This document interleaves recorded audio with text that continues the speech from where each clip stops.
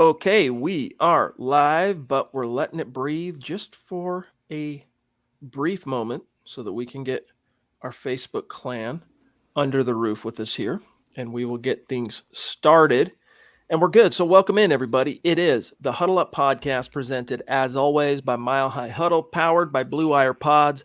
I'm your host, Chad Jensen, with me, my fellow football priest. You know him, you love him. He's the deputy editor of milehighhuddle.com. Zack Kelberman. Zack, first things first. I know people are going to ask us about this, and then we'll get to the topic of tonight's stream, the headline. But people have been reaching out to me. I don't know how many people have been reaching out to you about the Broncos being connected to the possibility of acquiring Gardner Minshew. Now, you had an article that has gone viral for us at milehighhuddle.com. Explain to people what that really is about in case they missed the piece. Well, I mean, Bleacher Report, as they do around this time every year, they put in an ideal trade target for each team. And for the Broncos, it was Gardner Minshew. It seemed like, this is me speculating, that Bleacher kind of just copy and pasted something they previously wrote about Minshew because it doesn't seem like it reflects his trade when he went from Jacksonville to Philadelphia. Not only is he not the number 2 in Philadelphia, Joe Flacco is behind Jalen Hurts. He's the number 3 right now. But Bleacher Report believes he's the ideal trade target because, as they postured it, he's a lot like Teddy Bridgewater in that he's an accurate passer, but he offers more upside at the position. I don't know that I agree with that personally. I'm not a big fan of Gardner Minshew. I think he has way more hype than he deserves. But he is really, really cheap. I mean, less than $1 million salary cap hit he signed through, I think it's 2023. Yeah, 2023. I mean, $850,000, $965, that's peanuts for a starting quarterback, especially one with his experience. 25 years old, so maybe there's theoretical upside. But I am so done, Chad, with the holdovers, the Band-Aids, acquiring every other team's garbage. I want the Broncos to build their quarterback the right way, draft the guy, coach him up, and have a long-term franchise quarterback. I don't think Gardner Minshew is that guy. Okay, so on that subject, let me ask you then. Does Deshaun Watson fit that requirement? Because Ian Rapoport, now he didn't go into huge specifics today, but in a quick kind of around the horn on NFL Network, they went to Ian Rapoport. Hey, Ian, what's the latest on the Deshaun Watson front?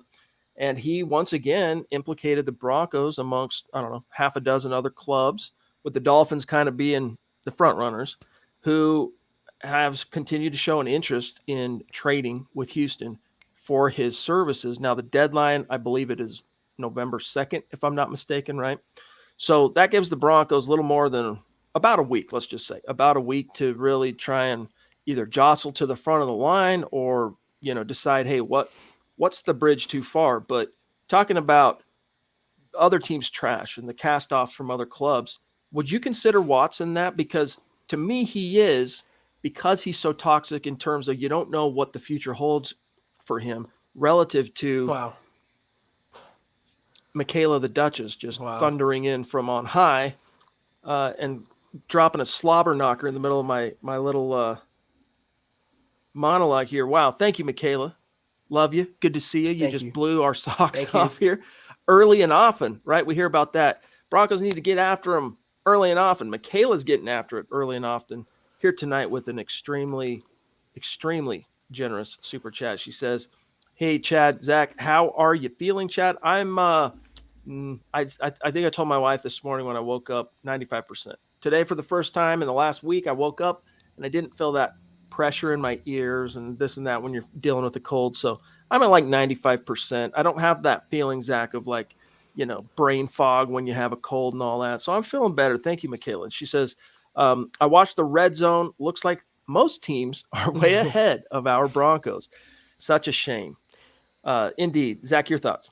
Well, first of all, if the Broncos were to show up every day like Michaela does, they'd be undefeated. I mean, with her support and her constant devotion and how wonderfully generous she is. Thank you so much, Michaela. But it's funny, I don't know if you saw my tweet, but I had that out there.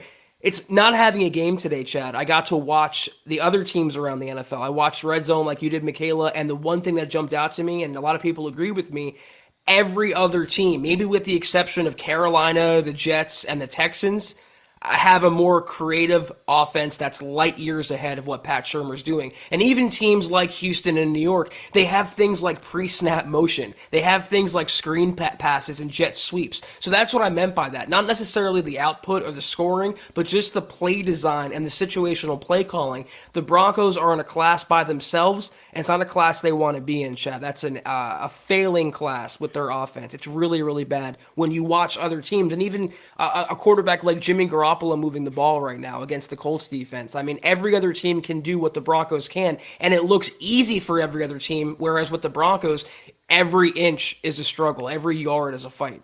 That's just like how Troy Aikman described it on Thursday night, that sometimes an offense or a team, in this case, I'm going to keep it on the offense, gets to a point where everything feels like a struggle. And that's really where the Broncos are at, because they don't have the right guys calling plays and leading this team, and they don't have the right quarterback. And I mean, we could go on, but Zach, to Michaela's point, I'm looking around the NFL scoreboard. Joe Burrow dropping 41 points on the Baltimore Ravens. I mean, it was a thunderous beatdown on a team that absolutely trucked the Denver Broncos. Let's see here. The Falcons, they got to 30. I mean, guys, when's the last time your Denver Broncos scored 30 points? All right, answer that and stay fashionable. I know the answer, but I'm seeing if one of you can do it without Googling it. All right. Even the Dolphins, in losing to the Falcons, Zach, dropped 28. The Patriots, 54 freaking points. Now, I get it. The Jets are hapless, but 54 points. Are we playing Tecmo Bowl here? The Giants got to 25. Titans trounced the Chiefs. We need to talk about that for just a minute here, Zach. I don't know how much of that game you watched. I was unfortunately unable to watch much of anything today because some things going on. But did you see what the Titans did to Kansas City? First of all, the Titans, after a slow start, I think they're regaining their bearings, and that is a really, really well-coached team with Mike Vrabel, a really smooth operation on offense with Tannehill and Derrick Henry. But they beat the Bills. I think that was, I don't know if it was at Tennessee or Buffalo, and then they come back and beat Kansas City. Kansas City's on a downturn. I don't know if it's quarterback regression from Mahomes or the defense being that bad or Super Bowl hangover, but they're not the same Kansas City Chiefs as we saw the last couple years. Something's going on there. And to Beto's point here, even the Lions almost took down the Rams. I mean, that was a close game. Jared Goff and his revenge game with the Stafford trade, he actually played pretty well. So yeah, when you watch other offenses, even Detroit, even an offense like the Jets, even an offense quarterbacked by a guy like Mac Jones, they move the ball down the field. They have 21st century play calling, 21st century production. And it's so funny when you watch the Broncos, it's from the 1990s. But in terms of the Kansas City Chiefs, it's sad, Chad, because they're what? Are they 3-4 now? 3-3? 3-4. Same record as the Broncos, but the divide still feels like it's miles and miles apart. It's funny that technically Denver's still in the race in the AFC West, but for all intents and purposes, it's pretty much over considering how they played. I have no confidence anymore. Muhammad, what's good, brother? Great to see you. Thank you for the super chat. Looks like little baby Malik's doing well. David Wilder, appreciate your support as always, my friend. Love your profile pic as well. He says, good evening. Good evening to you as well. Let me make one point, Chad, about the Bengals like boat racing Baltimore. By the way, the Broncos play Cincinnati in Week 15. That game should be interesting. But if you want to look to good coaching, Zach Taylor got no credit. I mean, he was written off as a firing candidate in his first season. I know having Joe Burrow helps and having those receivers help, but that's a roster that is half as talented overall as Denver's, and they beat the crap out of Baltimore. It's really all in the coaching, and Zach Taylor looks like Bill Walsh compared to someone like Vic Fangio. I wish the Broncos, looking back on it, would have hired Taylor and not Fangio. Man, Shane Daniels, good to see you, my bro. Thank you for the stars, all your support, everything you do, Mr. Aviator. He says, I still think Drew Lock needs his final chance to see whether he's the guy. This Teddy experiment has played out how we were rooting for Lock. Thought it was going to go. I want to see if he made all that progress the coaches said he made in the offseason.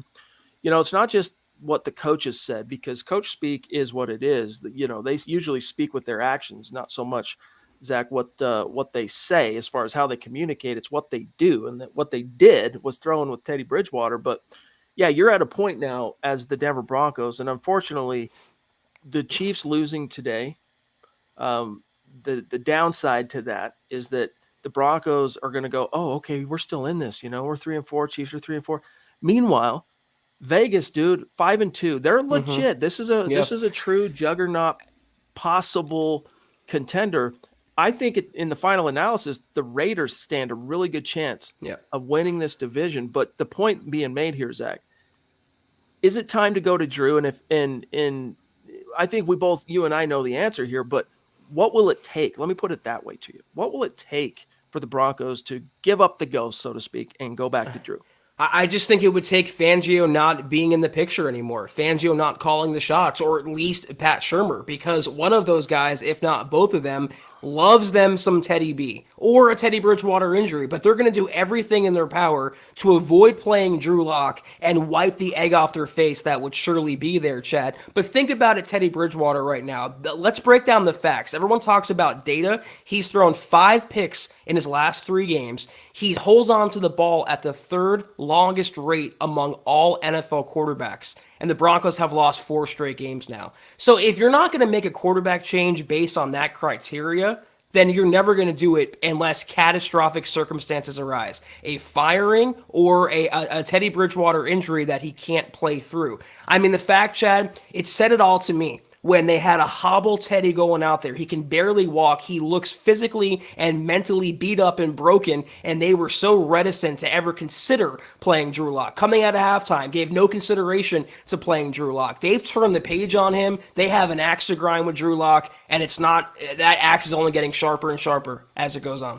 Hey, Doug, appreciate you, bro. Thank you for the stars, and especially recently, man, you have come on strong in your support of what we're doing here with our live stream podcast. So thank you, brother. Andrew Lampy, another just badass human being. Thank you. He says, I would rather lose out than give up assets getting another replacement. Time to use the word rebuild for no other reason to accept the truth. Is that, I'm not sure on the syntax at the end there, but your point is not lost on us. You're saying miss me on Deshaun Watson, start from scratch, blow it up, hire a new head coach, draft a new young quarterback. And by the way, I think this is kind of false, Chad, when even though Teddy lost Jerry Jeudy and KJ Hamler, when you have Cortland Sutton, when you have Tim Patrick, when you have Noah Fant, when you have 2 good running backs in Melvin Gordon and Javonte Williams that can catch the ball, that's not what it is. It's that Teddy is holding on to the ball because that's what he's always done in the NFL. There's a reason he was a journeyman. There's a reason he was available. There's a reason why Carolina chose to eat the majority of his salary to get rid of him and dump him off onto the Broncos and replace him with Sam Darnold. And real quick, talk about Deshaun Watson. Now Carolina, after they benched Darnold today, wants to go after Deshaun Watson. So what does that really say? I mean, if you really unpack it there, they're looking to get rid of the quarterback they got to replace Teddy Bridgewater with. He's always been that. He's always held on to the ball and held on to it long enough where he can check it down. That's just who he is. The R word. He's a replacement level quarterback. And yes, Jamie, by the way, one of the challenges, and this is all part of the tapestry, more than one thing can be true at the same time, right?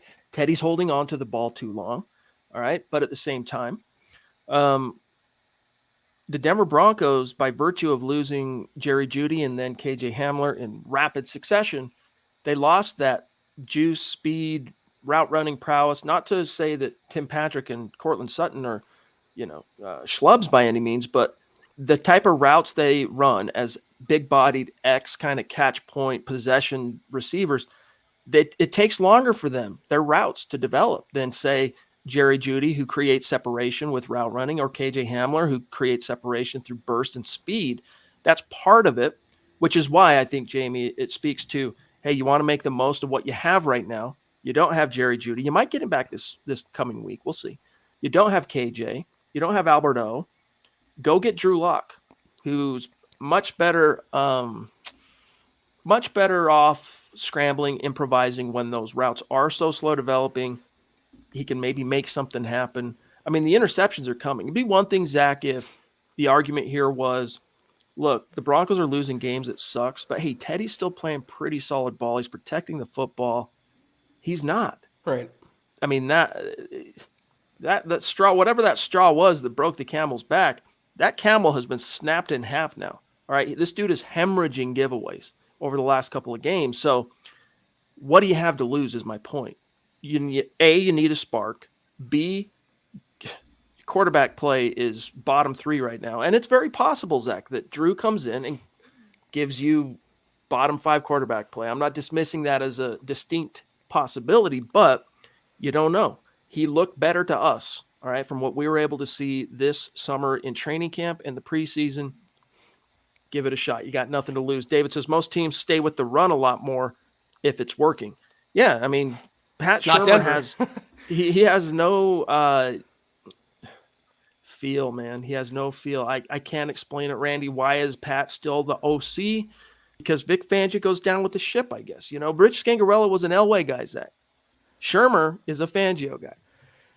Two things, though. You put a player like Cortland Sutton in Green Bay or another high-powered offense with good coaching, even Tim Patrick, Noah Fant, those are all potential 1,000-yard guys. So I really don't want to hear about that they're being slow to the catch point. They're running slow routes. I think they have way too much talent they're squandering based on their quarterback play and their play calling. A lot like last year. Both things could be true, and I think both things are true when it comes to the Broncos. In terms of Pat Shurmur, I mean, that's a question we're all going to have to answer. I think he could be the sacrificial goat come the bye week, or maybe a little sooner if things start careening. If Vic is going to start doing everything he can to save his own behind, just like naming Teddy the starter over Drew Lock, and that's going to be the first domino to fall. But there's also a decent chance they're all going to ride it out to the end of the season, and then George Payton will make his modifications from there. But it's not going to get any better with Pat Shurmur at the controls. Mike Reno, pardon me, thank you for the stars, brother. It happens to be similar to the topic here from Todd Ostendorf, who says, for those of you thinking that Drew could provide some spark, why? If he has the same coaching at offensive coordinator, do you think he could be any more successful? What has Shurmur done to win? So this goes back to the old trope, which is that it doesn't matter what quarterback you put in there right now, so long as Pat Shurmur is the one pulling the strings, calling the plays, head meet wall. That's going to continue. Einstein's definition of insanity. And there is some truth to that as a misgiving. But I'll tell you this, if you're looking for, if you kind of go by the rule of thumb, and it is a rule of thumb, all right, that the best predictor of future behavior is past behavior. The last time the Broncos went to Drew in season off the bench, he did spark the team. Now, was it a romping whirlwind a la Tim Tebow 2011? No, but he sparked the team. So what do you have to lose? David says, Teddy's no longer steady Teddy. So the coaches are not doing this because Teddy's playing any better. No, this is a matter of pride. And it's not just a matter of pride, Zach. It's one of those things. Some coaches, when they name that starter, especially at quarterback, it's almost a sacrosanct. What's the word I'm looking for? Sacrosanct position. And, if I pull him now, not only you just don't do that with your starting quarterback as long as he's healthy, or, in Teddy's case, as long as he can stand on 2 legs, and with a Toradol shot, throw the ball. But I think more than anything, Zach, this is a matter of pride for old Vic. I think it's personal with Locke and Vic. If they trusted Drew at all, the slightest 1%, I think they would have put him in there at some point, even just to give Teddy a break. But that's the problem, like you kind of mentioned. If you pull Teddy and go to Drew, you really can't turn that back around again. It's not like you have interchangeable quarterbacks. There's a morale factor in there, a chemistry factor in there. And then if you do that, you're banking on Drew Lock being the guy that's going to turn you around. And if he doesn't do it, you look even worse if you're Vic Fangio. And if he does do it, Chad, then Fangio's going to get criticized. Why don't you play Drew? Why don't you start Drew to begin with? So if he goes to number 3, it's almost a lose-lose for Vic, but he could have avoided this by making the right call in the beginning and anointing Drew Lock the starter at a training camp. You could have always gone to Teddy. And I think part of what's fueling the Fangio's reticence, Zach, and then we'll grab Josh here, to go to Drew, is when Drew did get called on in that Ravens game, he wasn't very good. Now, as we talked about in that gut reaction episode immediately following, I mean, that was arguably the most impotent collective performance I've ever seen from a Broncos offense, like in recent memory. Like everyone failed Drew Lock. And Drew didn't play well either, but like, guys, let's not pretend for a second here that there wasn't empirical evidence to suggest that that wasn't exactly the most square opportunity, fair shot for Drew to show to Vic, Shermer, Shula, hey, look, I am a better quarterback than you might have thought. Josh says, will there be any kind of change before next game, whether it's a new OC or a new starting quarterback? Nah, No. not according to Vic. And we told you that.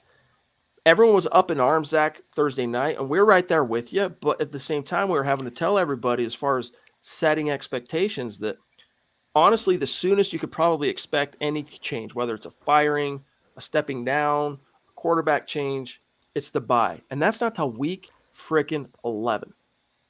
I don't know. You lose to Washington, and that game is at home. Correct, Chad? It's in Denver. Mm-hmm. You lose that game. You lose to Taylor Heineke and a really awful Washington defense, except for their front seven. You lose 5 in a row, and on your home turf once again. How do you justify keeping the same coaching staff around? Again, at some point, it reflects on George Paton if he condones the losing and the incompetency at head coach and coordinators, Chad. But I want to make one point, though. It's really telling that the Raiders, you brought them up earlier, they're 5-2 now. They took it to Philadelphia today. They didn't have Jacobs, who left the game. They didn't have Darren Waller, who was inactive. And they still ran roughshod on that Philly defense. But you're going to tell me the Broncos, with Cortland Sutton, Tim Patrick, Noah Fant, 2 great running backs, they couldn't take it to a decimated Cleveland team. They couldn't do more than what they did. They had to wait an entire half to get going once again. So they really don't have the horses at certain spots like quarterback, but the coaching fails them completely. And Rich Bisaccia, 2 weeks in a row now, has proven to be such a better coach. Wish the Broncos could have hired him. He makes Fangio look even worse. Move over Dave Tobe and John Harbaugh, right? KB, a.k.a. Kenneth Booker, a.k.a. Mile High Huddle staff writer, says Fangio, he's going to pull a Kubiak when he was supposed to play Paxton in the last game, but kept Simeon in out of spite.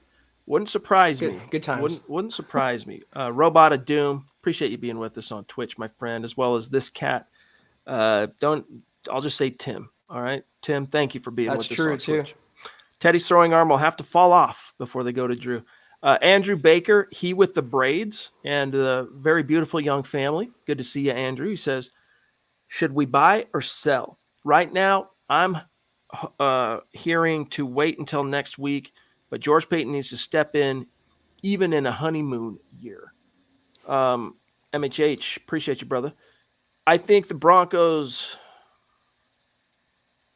I don't know. This is hard. I'm trying to put myself in their shoes and the way they might be thinking or viewing this. Or in other words, the way George Paton might be viewing this. And remember, there is some influence still from on high as far as John Elway, a little bit. And my guess is that they're going to hold on for dear life. And that means they're probably going to be buyers more than sellers when it comes to the deadline. Did you notice, Chad, during the Cleveland game, they cut to the Broncos suite, and they weren't showing George Paton like they would show a general manager. They showed John Elway looking over with the binoculars like he was still the GM. Where is George? Is George sitting up there with John? Because exactly, why are you showing us the guy who has, basically no imprint, with the exception of, I guess there's a lot of players he put on this roster. Don't get me wrong, he hired the coach, all that, but like George Paton's the man who is ultimately responsible, where the buck is stopping right now. Where's George? Where's GP?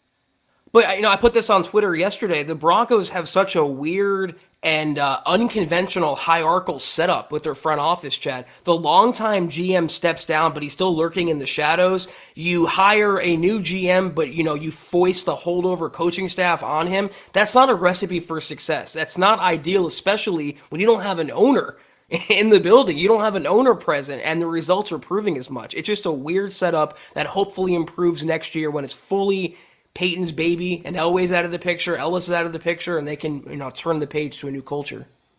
Dennis Woods in Michigan, proving Broncos country is not a geographic location. It's a state of being.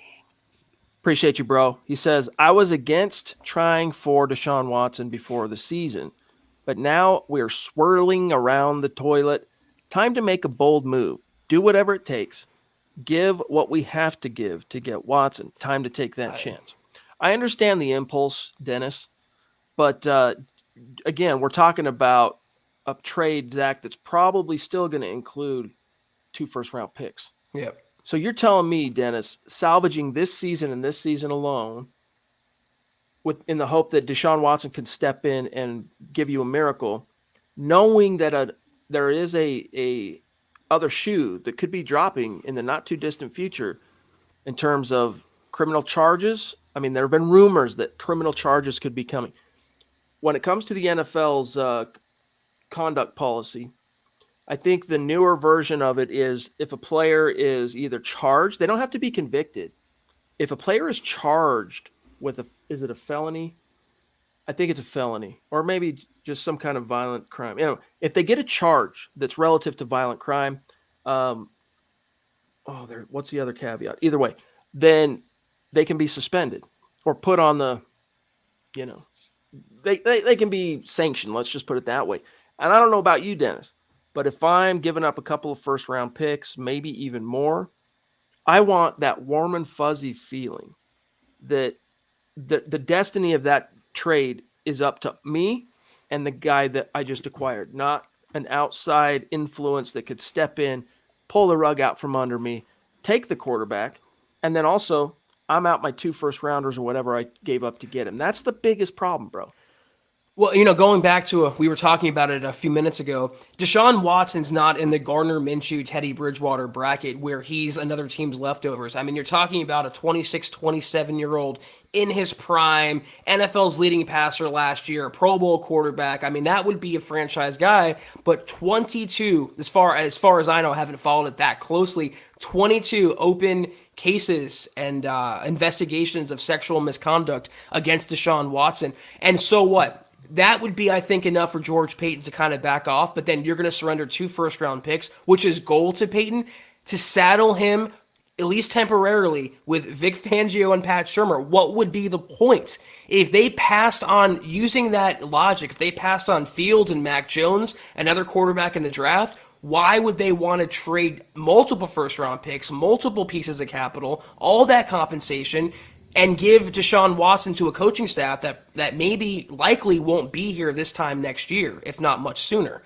So I don't see George Paton making that trade. I think Miami is the place where he goes because Miami is that desperate to acquire him, and he's reportedly signed off on Miami. Contrary to popular belief, Chad, he never signed off on Denver. That was a rumor started by Kareem Jackson, his former teammate. He really never wanted to come to the Broncos.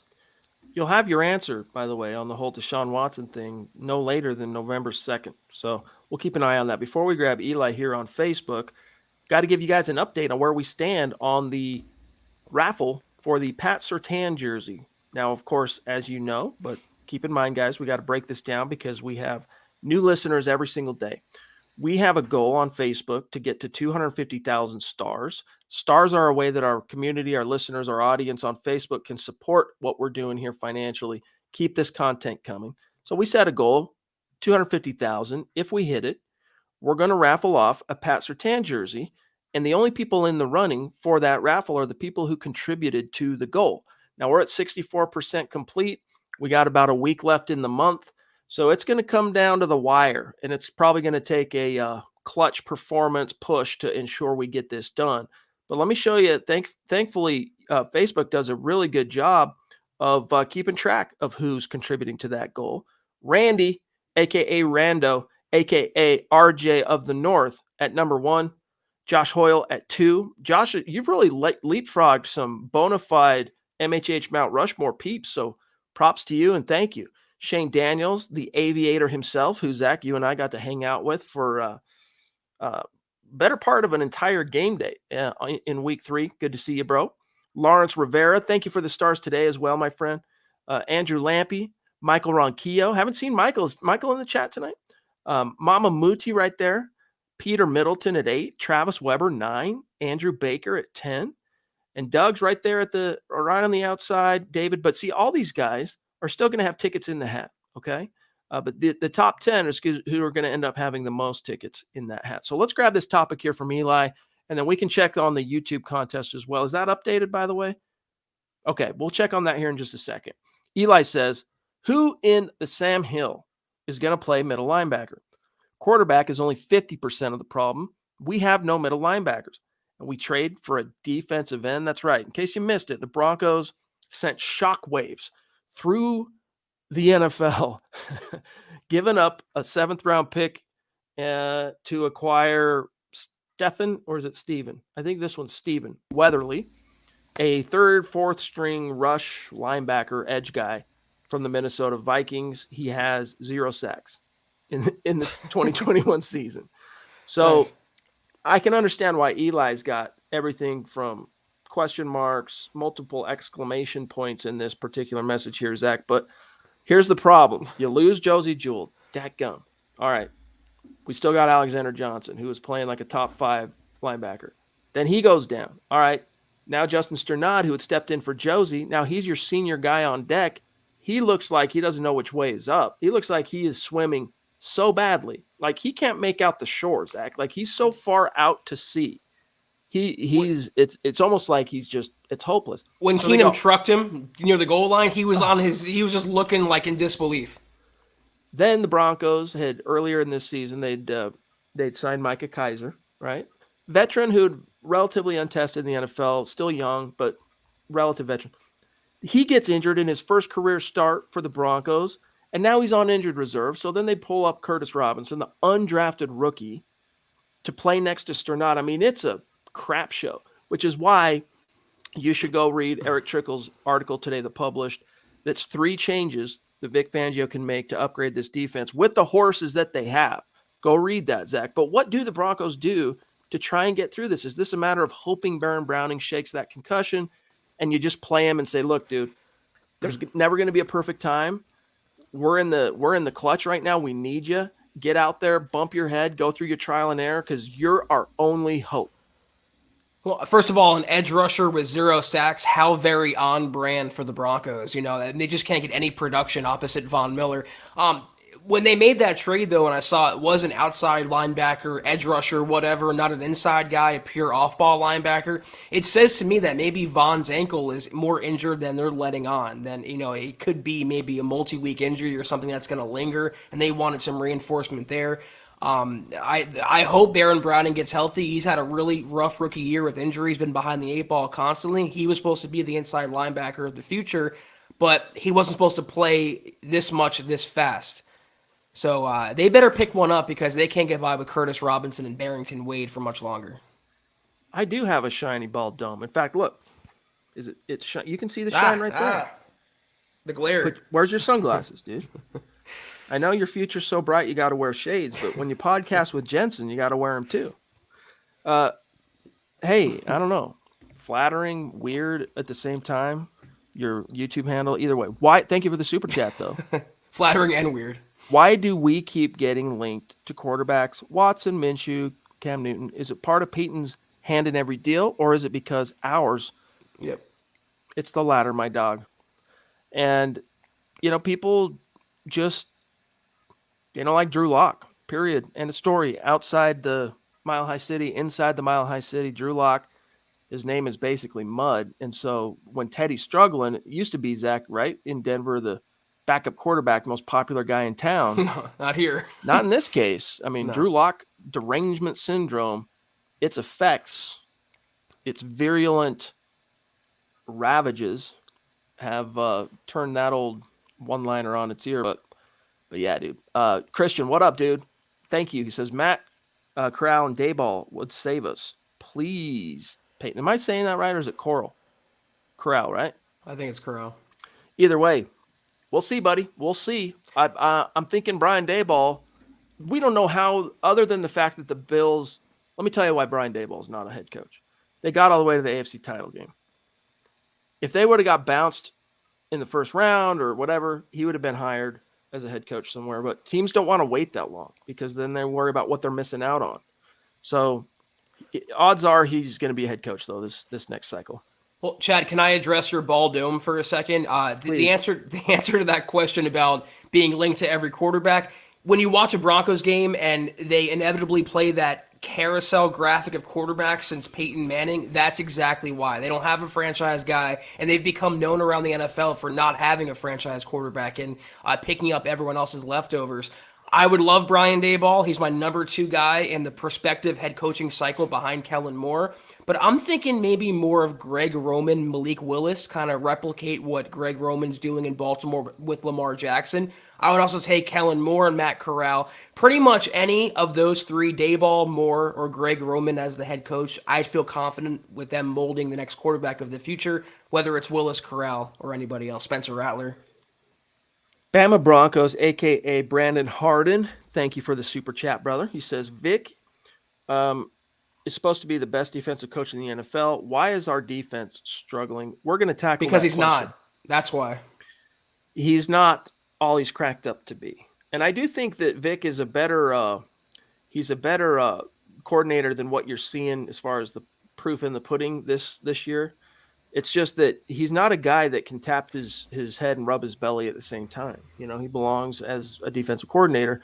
Or maybe, who knows, we'll never have the answer to this because he's not going to give up defensive play calling duties. Maybe he could have been a decent head coach if he would have just said, hey, I'm going to hire a defensive coordinator or my trusted lieutenant, Ed Donatel. I'm going to give him that duty so that I can do the best possible job being the head coach. Some guys can tap the head, rub the belly. I mean, Andy Reid, right? I mean, the list goes on. Mike Shanahan, one of those guys. I don't think Vic is one of those guys. Well, first of all, I mean, I take umbrage with even calling him a really, really good defensive coordinator. What makes him so special, Chad? He's a bend but don't break defense that more often than not breaks. They never come up clutch. They don't get turnovers. He rarely blitzes. His guys are never up to play. They have no passion. They have no intensity. I mean, really, when's the last time you saw Vic Fangio's defense win a game for Denver? I mean, in the clutch, when the moment strikes, when the clock is running out, very rarely. His big calling card, he's good against rookie quarterbacks. That doesn't impress me too much. A lot of coordinators are Bill Belichick for one. When you want the Vic Fangio defense to step up for you, it never, ever does. So that's why I'm saying I would take Wade Phillips in a heartbeat, 10 out of 10, 100 out of 100 times over Vic Fangio. Not as a head coach, as a coordinator. I think he's just much better, and he gets more from his players. I just racked my brain trying to think of games where the defense got the stop in the clutch. I'm thinking the Shelby Harris, or no, that was VJ, the interception on Big Ben. That was VJ's last year, wasn't it? Right? That was the year of Phillips' emergence. Philip Lindsay. Okay, so scratch that one. I remember Shelby doing something really cool in the season finale in 2019 on the final play. It was a tip pass or something like that to secure the win against the Raiders. That's all I've got. But do you realize if you have to rack your brain and you can't think of anything, that's the indictment right there. It should come to you right away if he is that great and bona fide as a coordinator, and he's really not. I think that secret is starting to get out now, at least to our fan base, Chad, our listeners. It's something I've been hammering home for a while. He is way overrated as a defensive play caller as far as I'm concerned. Edward, hold that thought just for a second before I forget and we get caught up. I just want to update everybody on where the Patrick Surtain contest stands on YouTube. We're doing the same thing as far as raffling off a Pat Surtain jersey to our YouTube community. The difference is only the top 5 finishers on Super Chat are in the running for that. They'll each have a ticket in the hat. And then each tier, all right, is going to get a little piece of swag. I've got boxes and boxes of MHH swag in my house that is going to be going out to people. All right. So here's number 1, Mark from Georgia, a.k.a. Mark Langley, a.k.a. Big Daddy Mark. Michaela, who probably leapsfrog Mark here. I don't know. We'll see tomorrow. We'll check it out. At number 2, the Queen, Christy, at number 3.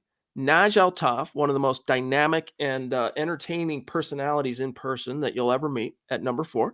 Seth Harmon, he of the Acid Hippos, right there at number 5. Good to see you, Seth. And Chris Hernandez at 6, just outside. D-Dub at 7. BG, Aaron Lynch, Shane Daniels, Zeus. So there's your rankings. All right. Ed Keating. Let me pull that up. Sorry, Ed. Appreciate your patience, buddy. Vic and Shermer need to be gone now. They don't deserve to be the coaches of the Broncos. My 3-year-old daughter can coach better. LOL. Fire Vic and Shurmur, make Mike Shula head coach, bench Teddy, and start Locke. So happy to be back. Thanks, guys. Yeah, where you been, dude? Everything okay in your neck of the woods? It is great having you back. Thank you for that very generous super chat. Zach, your response to his solution here. Well, I would settle for Shula being the OC, let alone the head coach. I mean, just something to try to spark a change, get new blood under the headset calling plays. Hopefully, a more 21st century offense emerges from that. I really don't have any hope to save the quarterbacks, either Teddy Bridgewater or Drew Lock at this point, but a change has to be made, if only to spark the team again. So I'm right there with it. Whether you promote Munchak to head coach or Mike Shula, if you start Drew Lock, at some point, if you keep losing games and the playoffs become mathematically impossible or improbable, you have nothing left to lose. See what you have on your roster in terms of coaches and players and start to look ahead, unfortunately, to 22. As long as John Elway is still at the top, this is a team that never says die. So whatever that plan was going into the season, they don't deviate from that until they have to say die. And then out come all the contingencies and the let's see what we got in this guy. Real quick shout out to these top star senders for today. Lawrence Rivera at the top, Josh Hoyle, Randy Jones, Doug Raquel, Andrew Lampy, Shane Daniels, David Wilder, Mike Reno, David Crespin, Nathan, love you, Nathan, Andrew Baker, Charlie Young, and DeAngelis Jones. Y'all are studs and superstars. Bombastic, baby. Fantastic. Huh? All right. Zach's going, wait a minute. What are you talking about? You don't remember that song? Shaggy? Was that Shaggy? Ah, okay. Redeemed. The recesses of my mind. Only a 3-second gap there where I was like, is Zach the person I thought he was? And then Shaggy, like, confirmed. All right, we're at 41 minutes. We still got a little bit of time here. Lawrence says, well, good news. We found out we got another Broncos fan joining us this summer. Baby number 2, 2022. Congrats. Props, dude. Mazzles. That's rad. Congratulations. And you'll have to let us know whether it's a boy, whether it's a girl. What do you have already? Boy or girl? Let us know. But congrats, man. That is awesome. Multiply and replenish the earth, right? Congrats, Lawrence. Thank you. Doug, you the man. Okay. Let me see here. I want to try and get some of these other comments and see what we got here that might be. Yeah, here we go. Carson Wentz is so bad. Savage Boy Kev. In case you missed it, guys, Mike Purcell suffered a rather significant finger injury on Thursday night. He's going to be out probably a couple weeks. And so Savage Boy Kev says now QB pressure is going to be even worse. Well, Mike Purcell's never been a penetrator per se. He's more of the, he can penetrate like most average to above average nose tackles. He can penetrate a little bit, but that's not his calling card. In fact, you know what? Maybe I should just bring this article up here because let me tell you, Zach, I want your thoughts on this. Let me pull up this Trickle article. 3 changes, all right, that the Broncos can make defensively with the horses that they have, all right, to improve this reeling and depleted defense. All right, let me get down here. Got to close this guy so I can blow it up. All right, first and foremost, shuffle the starting 4. He says, quote, the first change the Broncos need to do, switch their 4-player defensive line. Keep Von Miller as the 7 technique, as the edge defender. Play Draymond Jones as a 5 technique. Then go with Shelby Harris and Deshaun Williams as 3 techniques. They don't have very many other choices than putting in Deshaun right now. Then you have Shamar Stephen and McTelvin Ajim as your rotational guys. Number 2, sit Malik Reed down and put in Jonathan Cooper. All right, to start opposite of Vaughn. Reed still rotates and, spells whoever needs a breather, but put Cooper in as the starter. The difference in his execution, again, this dude had 5 QB pressures, and I know that I've kind of poo-pooed on the, how big of a deal really are quarterback pressures if you're not getting home and getting sacks. But Cooper had 5 pressures when Miller went down in Cleveland. He came in the game, 5 pressures. Malik Reed, the entire season, boys and girls, 9 quarterback pressures, all right? And then the last thing is, as far as the secondary, because you lack the depth at linebacker, you need to go with your big nickel package, basically. Bring Caden Stearns on to start where Kareem Jackson had been and drop Kareem Jackson down to be a dime backer. Problem is, if you roll with that, Zach, well, actually, let me just get your thoughts on it. All right. What are your thoughts on those three relative, they seem minor, but could have a sizable impact? I agree. The thing about Purcell, it's another guy you can argue got paid by the Broncos and his production started dipping. I mean, he was the highest rated run defender in the NFL in 2019, got a contract, hasn't really been the same since. I agree with shuffling the line around. I definitely agree with giving Jonathan Cooper more playtime. I mean, you saw him explode off the ball. He was one step away from a sack against Cleveland. You got to try to spark a change there. And it could remind me of when they put Purcell and A.J. Johnson into the lineup in 2019. Is last year or 2019, and it just changed the defense completely. 2019. And it's a little change they can do personnel-wise, but when I see Dimebacker, it makes me think of Sua Cravens, Mark Barron. I mean, they've had problems there at that spot, but I agree with the premise.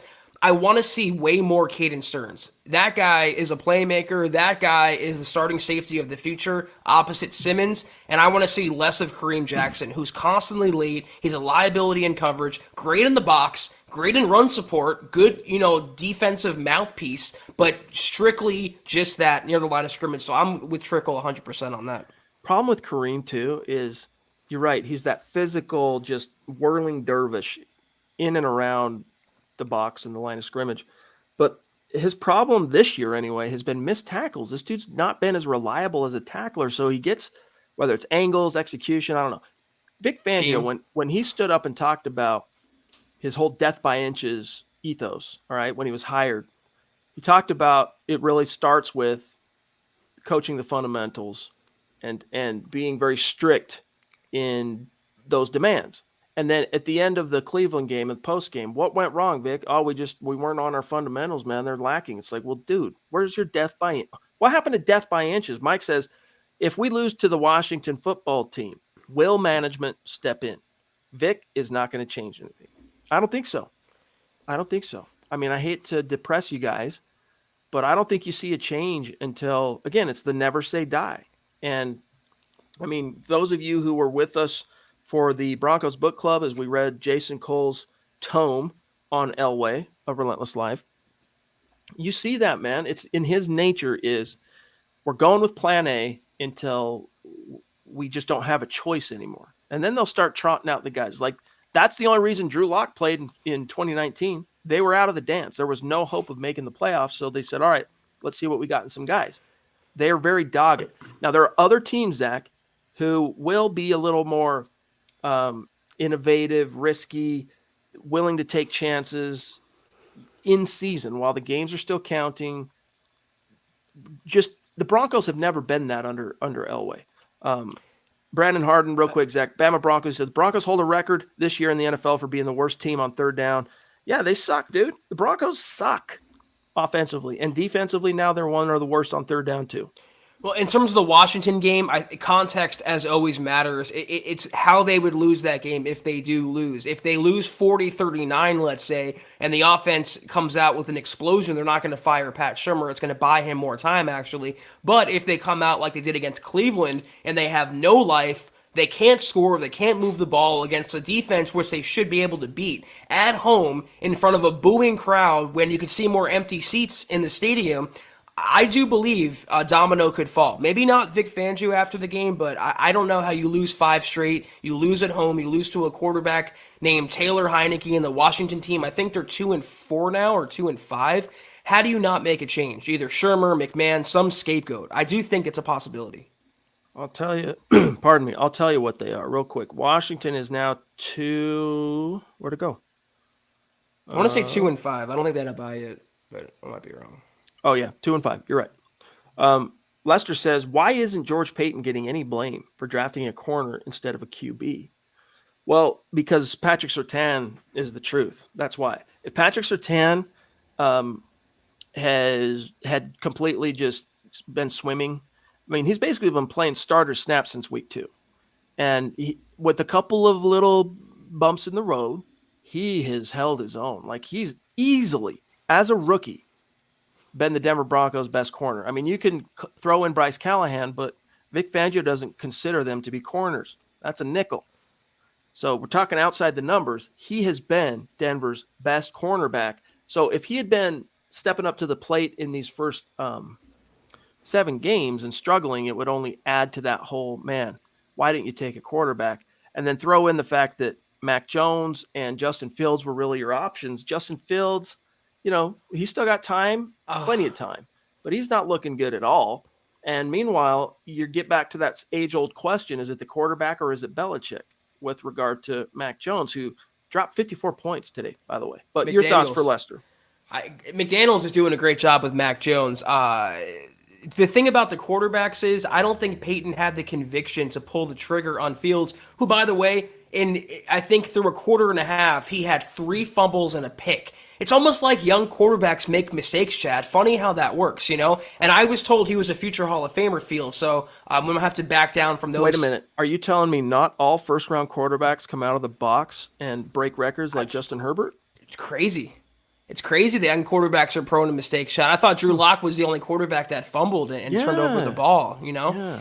So, I don't think he had conviction for Fields. I don't think he had conviction for Mac Jones. I think Trey Lance was Peyton's guy. And when Lance went off the board at number 3, he moved on to the next guy on his board, and that was Pat Surtain. And to your point, Chad, I agree with everything you said. He's also getting picked on more by opposing quarterbacks than Bryce Callahan is. They're testing him every single week. By the way, on that front, real quick, or I'll forget, 6 targets. Keenum went at him 6 times. He relinquished 1 catch for 1 yard. You said it best. I think he is the truth. If there's very few bright spots about the Broncos right now, Pat Surtain is one of them, and it would not surprise me if we see a Trevon Diggs jump in year 2 from Pat Surtain. He has that potential. I mean, you're talking about a perennial All-Pro. His upside is that high. Jesse, appreciate you. Nathan, appreciate you. Yes, we do need some offensive innovation on the coaching level. Christian says, and thank you for the super chat, my friend. I don't know why, but I still have optimism. Hashtag lead us, George. Hey, dude, optimism's a good thing. We're never going to fault anyone for feeling optimistic. The Duchess jumping in again. Love that profile pic, by the way, Michaela. Looking good. She says, any chance this Monday we'll get an early Christmas gift and the coaches will be fired? Now, you guys have heard about the supply chain problems, right? Availability is a big deal. Turns out firing coaches that lose 4 in a row after dropping to sub 500 seasons twice, those are firing as a gift. That's in short supply as well, Zach, the supply chain. Unfortunately, Broncos can do nothing for you, Michaela. Supply chain. I could see Chad's point of view where nothing happens until the bye week at a minimum, or maybe not until after the season. But Michaela, if you're holding out hope, and I know you are because you're as mad as we are about the coaching with the Broncos, if they lose to Washington at home and they come out uninspired, they can't move the ball, they can't score, I have this sneaking suspicion in my gut that Pat Shurmur or someone gets their walking papers. Much deserved, by the way.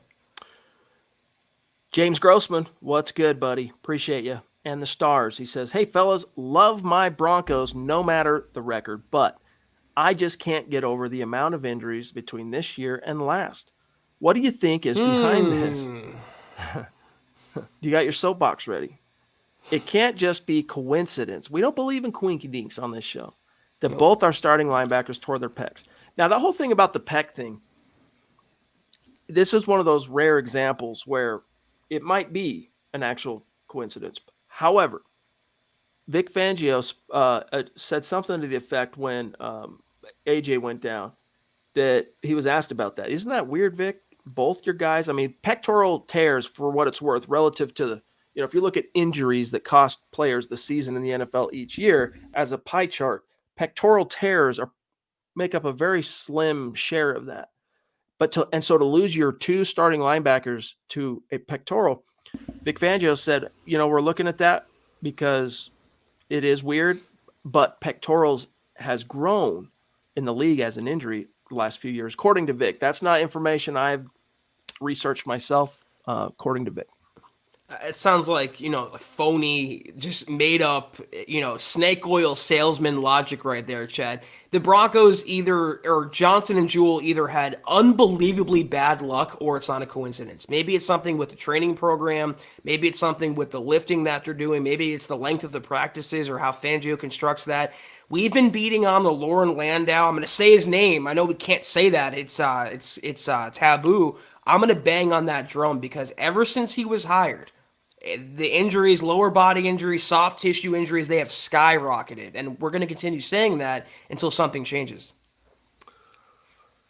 Man, it's like a broken record around here. Michael, love you, buddy. Claude, if our team was as good on the field as you two are on the mic, we'd be undefeated. Dude, that's very sweet of you. Great job as always. Like, share, and if you can spare the cost of a cup of coffee each month, become a supporter. Let's help keep this great content coming. Claude's coming from my looks like job. The check. He got the check, dude. Nice. Thank you, Claude. Appreciate you, Claude, for real. That's very sweet, and we do appreciate that very, very much. Andrew None your business in the house saying, big Drew Lock guy here. Cool. Wish the Broncos would have just pulled the trigger and traded him to the Vikings. I mean, I'm trying to recall if there was ever a Viking connection there, but other than George Payton. But makes you wonder why they haven't traded him, because they could have traded him. Not going to get a second-round pick back that you gave up to draft him. Plus, I'm trying to remember what they gave up in that little trade-up they did to get him at 42. But either way, you're not going to get that back. But with the depredations teams are going through relative to the quarterback position across the league, Zach, I would guess you could probably get a fifth-round pick and maybe some kind of conditional something for Drew Lock, but they have chosen not to trade him. And yet they're fielding a completely banged-up, terrible, bad quarterback that sounds good at the podium and, makes sure he takes his left tackle out to dinner on the road, quarterback. Well, first of all, Minnesota doesn't need him. They drafted Kellen Mond, who looks like he could be a good quarterback of the future. Second of all, I think why the Broncos didn't trade Locke, aside from needing a backup on the roster not named Brett Rippon, is that he has no value. If Gardner Minshew can only draw a conditional sixth, then Minshew actually has popularity and name recognition and a cult following.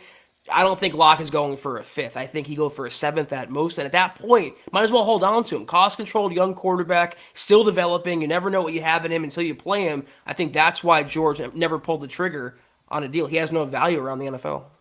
Rodney says, how has Draymond Jones' frustration last week impacted the team's mood? I've seen him throw his helmet on the ground. Dude, him and everyone else, I mean, from bickering with coaches on the sideline to tossing helmets it's just the way it is. Draymond needs to step up, man. He's getting pressures, but dude needs to close, man. Dude needs to close, or else no more coffee. Coffee's for closers. Let me say something, though. At least I appreciate Draymond's anger. I appreciate his intensity. After the game, I don't know how many people caught this. Did you see Justin Simmons kind of canoodling with Case Keenum and smiling and yucking it up? I mean, canoodling. I like that. Get angry. I want to see more of what Draymond Jones is doing. I want to see more helmet throwing. But then again, you don't have a coach that can rein that in. That's a sign that the head coach really doesn't have the respect of his players and things are crumbling around him. Mike, I can't tell you where to get a gorgeously ugly Bronco shirt like the one you're seeing me wear right now. I was given this for Christmas by my folks several years back. No idea where they got it, but I either get, dude, that's the ugliest shirt I've ever seen, or that shirt is dope. I'm with the latter. I do think it's dope. But guys, we're here at 58 minutes, so we're about out of time. Lawrence with an update. Thank you guys for all the love. I got one little boy now that just hit the big 1 year yesterday. So he's ready for someone to share his toys. Very cool, buddy. Blessed. Very cool. Just want to make sure. 1772 BC play. That might be a little generous for Shermer as well. Yeah. Golly. Gallows humor, they call it, boys and girls. Jeremy says they'll change coaches once the playoffs are out of reach. That's how it is, man. That's just how this team operates, etc. All right, let me see here. Want to make sure we don't leave anyone hanging. Stand by, guys. Apologies for the dead air, but just want to take one quick circle back. Got him. All right, there's the last thing. It's not a super chat or stars, but our last topic, and then we got to dip. From Morpheus in the house. For the love of God, the reason why the Broncos need to land Deshaun Watson is, and I will give you 3 reasons, Mahomes, Herbert, Carr. If they don't land Watson, the Broncos will be last for the next 10 years. We'll see, buddy. I mean, every draft class offers opportunities, and, we'll see what the 2022 class looks like, but it's sure angling, Zach, as if the Broncos are going to have to go back to the well because they gave up on Drew Lock and they're about to be hiring a new coach. So, 2 + 2 = 4.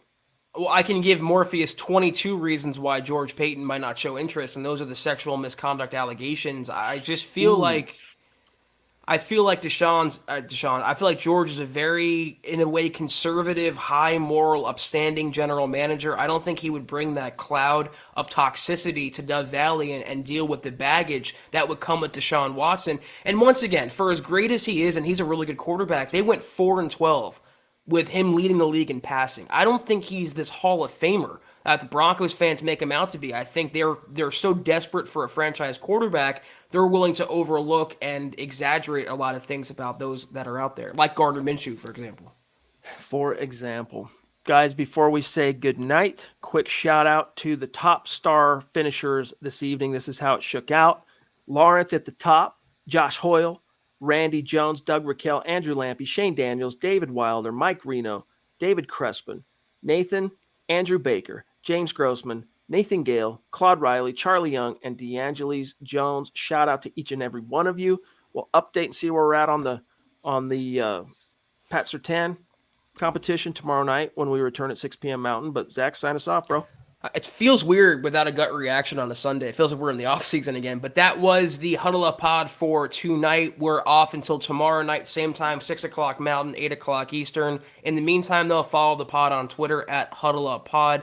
You can follow the main account for all your Broncos news, analysis, rumors, film breakdowns, transactions, and so much more at Mile High Huddle. Follow Chad on Twitter at Chad and Jensen. You can follow myself at Kelberman NFL. If you haven't already, go to huddleuppod.com and get yourself a hat that Chad's wearing, get yourself a coffee cup, get yourself a hoodie, goodies there. Also, coaching shirt, hot off the presses, available for purchase, ready to ship out right now. A comfortable shirt, cool design. Also, facebook.com/milehighhuddle. Hit that big blue button, become a supporter. 3 exclusive shows at your fingertips.